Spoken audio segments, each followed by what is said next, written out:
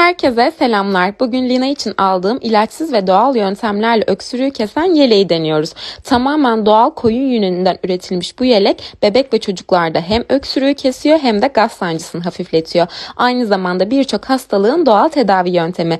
Biz gece uyumadan önce pijama takımının altına giydirdik. Kenarları lastikli olduğu için bebekleri rahatsız etmiyor. Lina şimdi rahat rahat uykudayken biz anne baba için de kahve saati. Aldığım sayfayı da aşağıya sizler için bırakıyorum. Detaylar açıklamada.